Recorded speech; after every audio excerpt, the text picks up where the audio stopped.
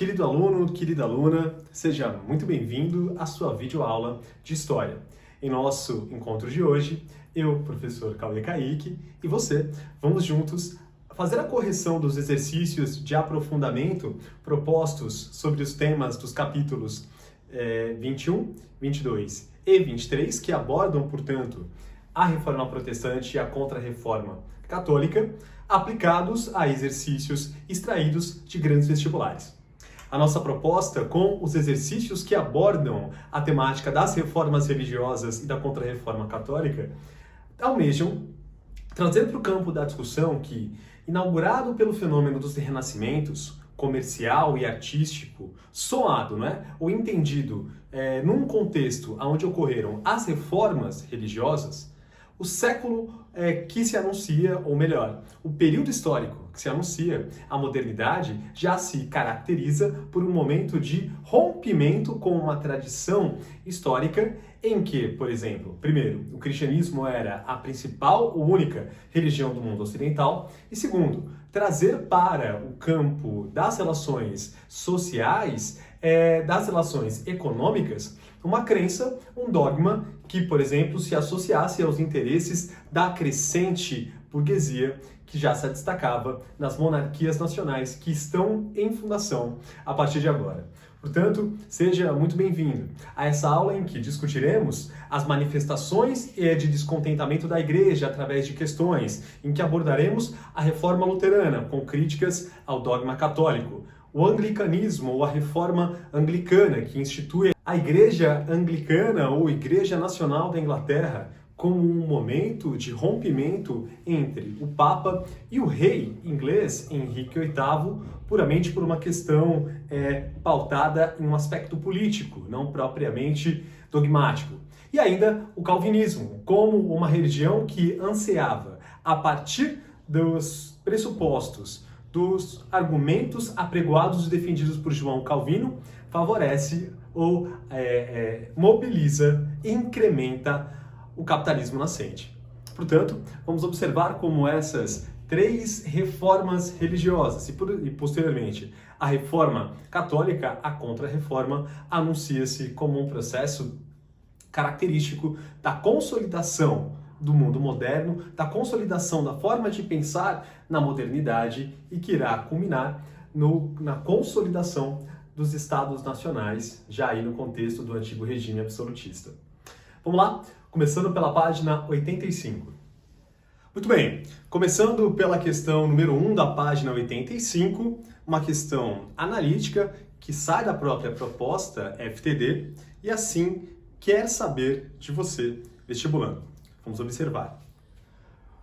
O comércio, os bancos e a revitalização das cidades refletem relações sociais que contribuíram para o surgimento do capitalismo já na Baixa Idade Média.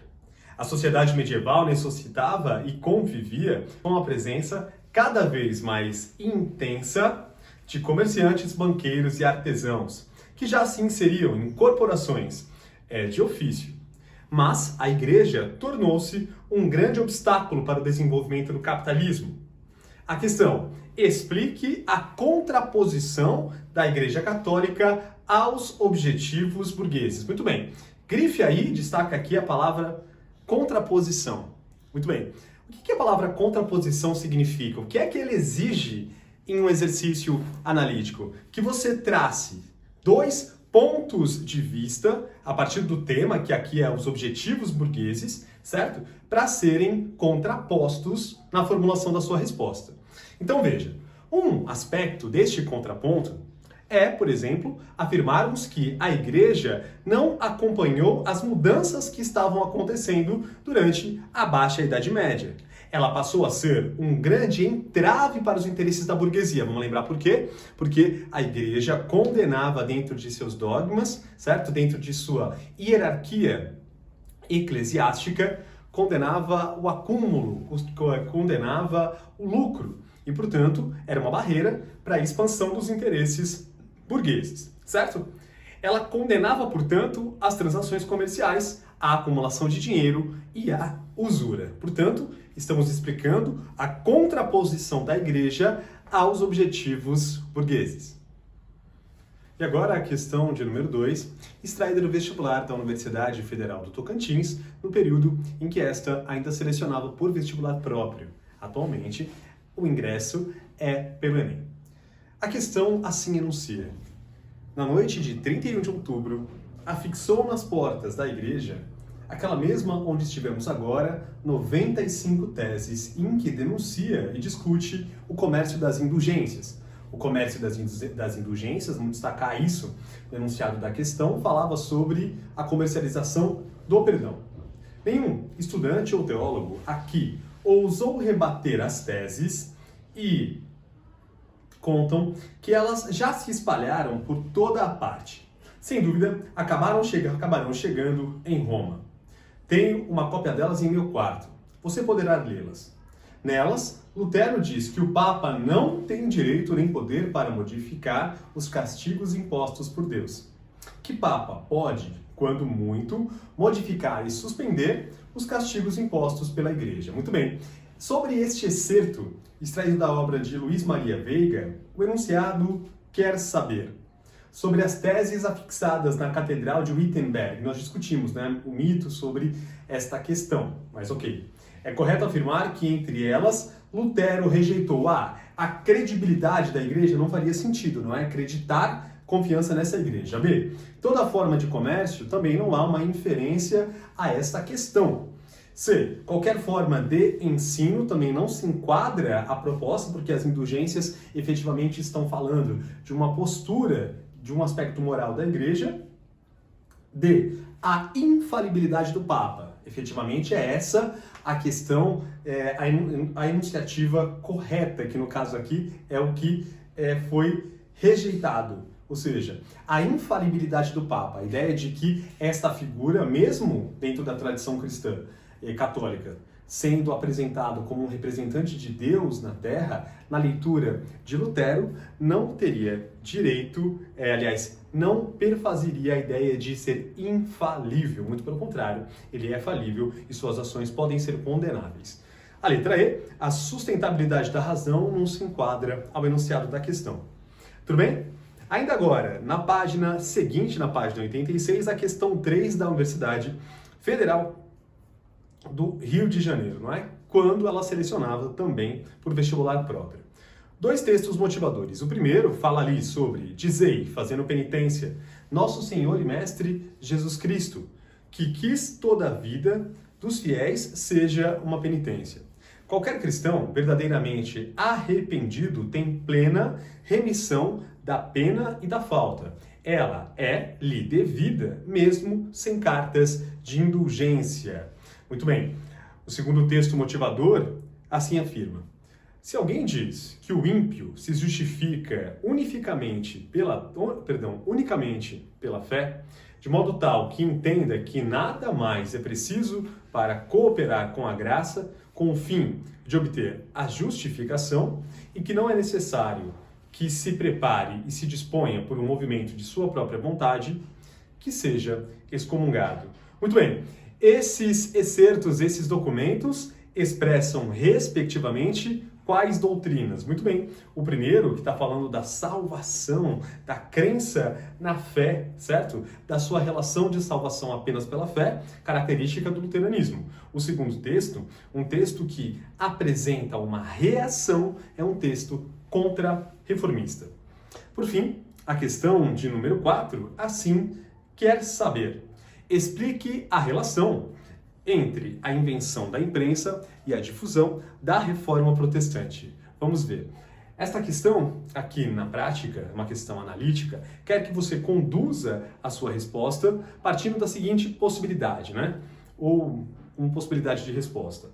A possibilidade de produzir materiais impressos em larga escala permitiu a difusão em massa das ideias protestantes na Europa. Portanto, a publicação da Bíblia por Gutenberg simbolizava esta aliança entre a imprensa e a reforma religiosa, na medida em que a imprensa difundiria a tradução da Bíblia para outras linguagens, o que permitiria um livre acesso e uma livre interpretação, corroborando com o caráter reformista. Muito bem. A Igreja Anglicana, diferente das igrejas reformistas que surgem lideradas pelo discurso de Lutero, a Igreja Luterana, ou ainda pelos pressupostos apregoados pelo pensamento de João Calvino para os calvinistas, chega à Inglaterra como uma igreja reformista, mas reformista de um caráter mais político. O que fundamenta, obviamente, esta afirmação é observarmos a ação de Henrique VIII ao anular seu casamento com Ana Bolena, ao anular seu casamento com Catarina de Aragão para se casar com Ana Bolena. Portanto, era uma das justificativas que na prática denotam que havia um interesse por parte da coroa inglesa de que os ingleses se afastassem da influência ou do poder de influência do Papa dentro da sociedade inglesa, de maneira a fortalecer o monarca. Vamos lembrar que no processo seguinte, mas que surge em decorrência das reformas religiosas, o movimento da consolidação das monarquias nacionais, esta reforma política ocorrida na Inglaterra, que funda a Igreja Nacional da Inglaterra, a Igreja Anglicana, é uma reforma, portanto, de caráter pessoal, político e diplomático. Ou seja, fundar uma nova igreja pautada no poder do monarca, do seu líder, era, portanto, uma ação de caráter reformista, mas que diferencia-se de Lutero e do calvinismo, que tinham intenções dogmáticas e de reverberação ou de alento espiritual, uma vez que os calvinistas estavam aí associados ao desenvolvimento ou incremento de atividades comerciais. Esta questão, portanto, é uma questão que pontua a ideia que configura a Igreja Anglicana também como uma igreja reformada. A segunda questão deste tema, extraída do vestibular da Universidade Federal de Tocantins, é uma questão que pede que você julgue as 3 assertivas que estão aqui indicadas e assinale, portanto, a correta em relação ao pensamento do teórico suscitado no excerto, que no caso é Max Weber, em A Ética Protestante e o Espírito do Capitalismo. Então coloca-se ali um trecho da obra máxima de Weber para pensarmos nos primeiros passos desse capitalismo, aí no contexto da reforma e na consolidação das monarquias nacionais, e sobre isso, sobre esta temática, julgam-se as seguintes alternativas. A primeira: o surgimento do capitalismo não pode ser atrelado à reforma protestante. Vamos lá. Novamente, o surgimento do capitalismo não deve estar atrelado à reforma protestante.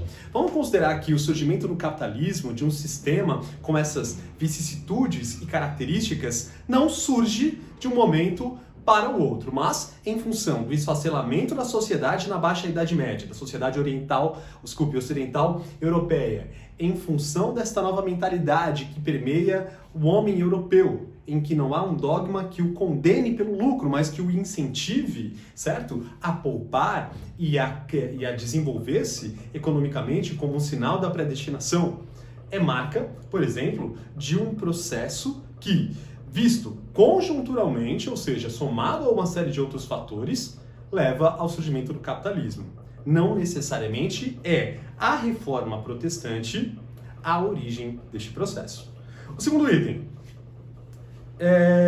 A reforma protestante está na origem do sistema capitalista. Não, acabamos de afirmar. Então, a 1 está certa, porque nós não falamos sobre capitalismo surgindo com a reforma protestante, certo? E a 2 está errada.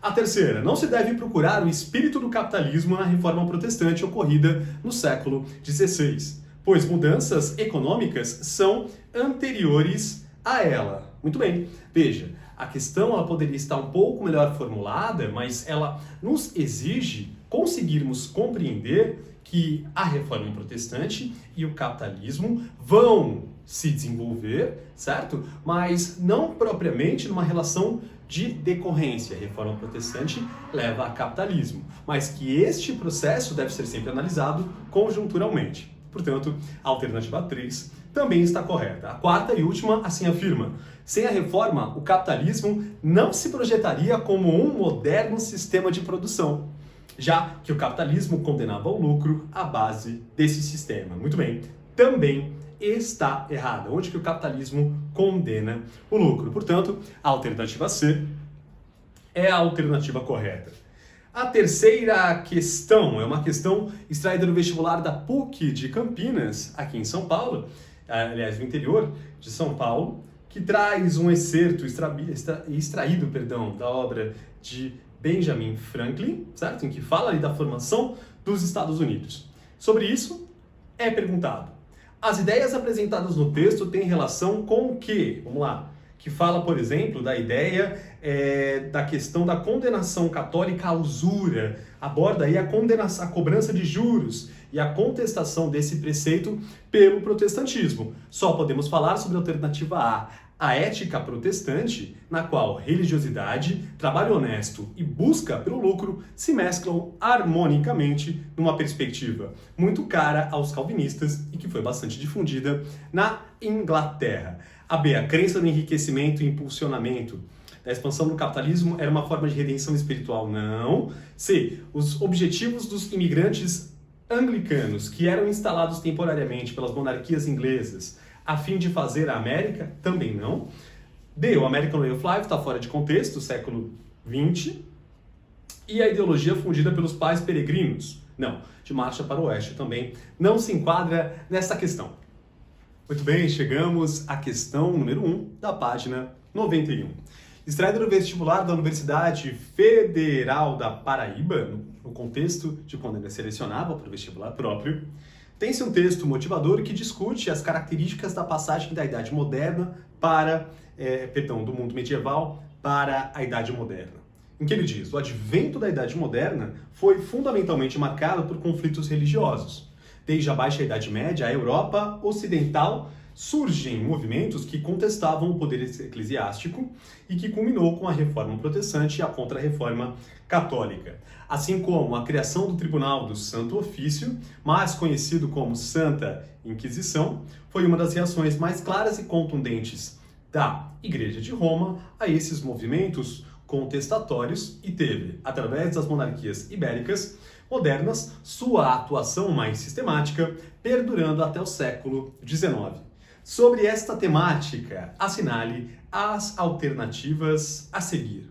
Muito bem, vamos julgar quais das alternativas estão corretas. Primeira, as ideias e os movimentos que contestavam os dogmas e pregavam a diminuição do poder da Igreja eram chamados de heresias. Os seus propagadores eram declarados hereges e muitos deles foram condenados à fogueira. Verdade? Tudo se enquadra nesse processo de transição, de reativação de alguns organismos ou de órgãos da Igreja, como o Tribunal da Santa Inquisição e a criação da Companhia de Jesus, como instrumentos de reação. Essa reação, em alguns aspectos, também realizada através da violência.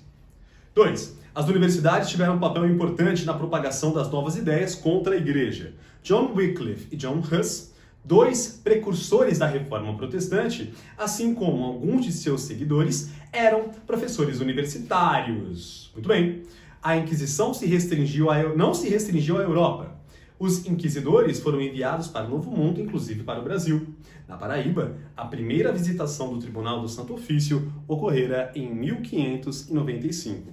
Embora a informação complementar deste excerto ou desta alternativa seja uma informação muito específica, falar sobre a chegada, a atuação do Santo Ofício em terras brasileiras, o contexto da questão, o contexto anterior da questão está correto. Portanto, é a alternativa E que responde adequadamente a esta questão. A próxima questão, extraída do vestibular da Fundação Getúlio Vargas, no Rio de Janeiro, aborda ou traz aí uma reflexão sobre dogmas fundamentais da Igreja. E sobre isso, nos pede que julguemos as alternativas corretas. O Concílio de Trento representou uma das principais ações da Igreja Católica nos quadros do surgimento das reformas protestantes, tendo como referência esses acontecimentos e as informações do texto acima. Analise as afirmações que seguem. Primeira alternativa. Frente às críticas de adeptos ao luteranismo e ao calvinismo, a Igreja de Roma reviu alguns dogmas fundamentais, adotando maior tolerância quanto aos temas da arte religiosa. Não está certo, né? A segunda, a criação de ordens religiosas missionárias, como a Companhia de Jesus, esteve associada às decisões da Igreja de expandir a fé católica e evitar a propagação das religiões protestantes nas regiões europeias e americanas. Correta, embora saibamos que o recrudescimento da reforma na Europa tenha sido pouco expressivo mesmo após a Contra-Reforma. Alternativa correta, portanto. Terceira. A reorganização do Tribunal da Santa Inquisição representou, por parte da Igreja, o reforço dos mecanismos de controle e repressão utilizados de forma eficaz no combate ao luteranismo nas regiões germânicas. Não, né? O Tribunal da Santa Inquisição, ele não vai se concentrar nesta parte, não é? Ou seja, somente em regiões luteranas, e são utilizados de maneira eficaz. Não foi. O luteranismo cresce expressivamente no que virá a ser a Alemanha, né? Nas regiões germânicas. Portanto, a alternativa A, somente se a alternativa 2 for a correta. O terceiro exercício, extraído do vestibular da Universidade Estadual de Ponta Grossa, no Paraná, traz um texto motivador que discute movimentos religiosos que abalaram o mundo a partir do século XVI, portanto, a Reforma e a Contra-Reforma. Pede que você assinale as alternativas corretas, apresentando como resposta final o valor da soma. Bora lá! A primeira, de valor 0,1.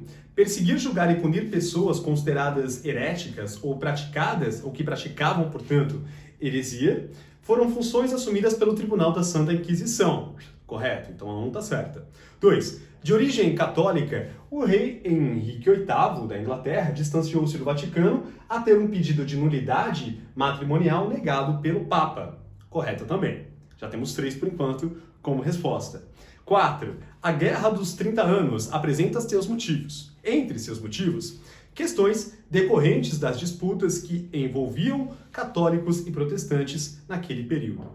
A destruição das igrejas protestantes e a ampliação de leis que reafirmavam o poder da Igreja Católica na região do Sacro Império Romano Germânico são exemplos de tal. Ou seja, a Guerra dos 30 Anos é um exemplo daquelas revoltas que acontecem dentro dos principados, no contexto do Sacro Império, e que, por exemplo, exige um poder de reação por parte do imperador Carlos V. Também está correta.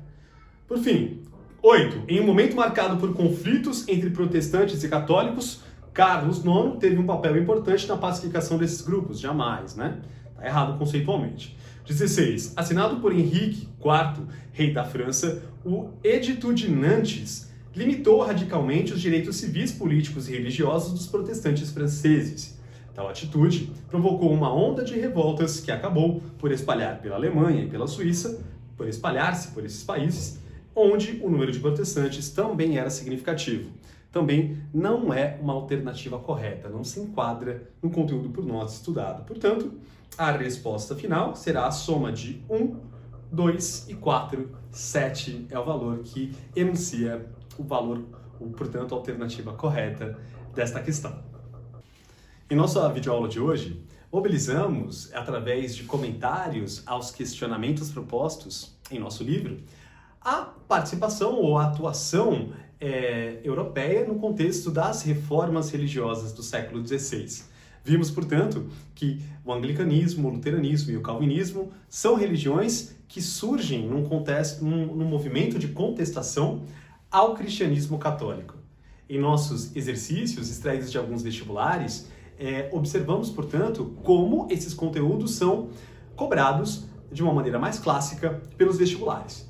Em nossa próxima videoaula de correção de exercícios, faremos a correção das atividades voltadas à discussão da formação das monarquias nacionais, tanto a proposta colocada no livro, quanto os exercícios complementares que eu indiquei e estão na Blackboard, na pasta da próxima semana.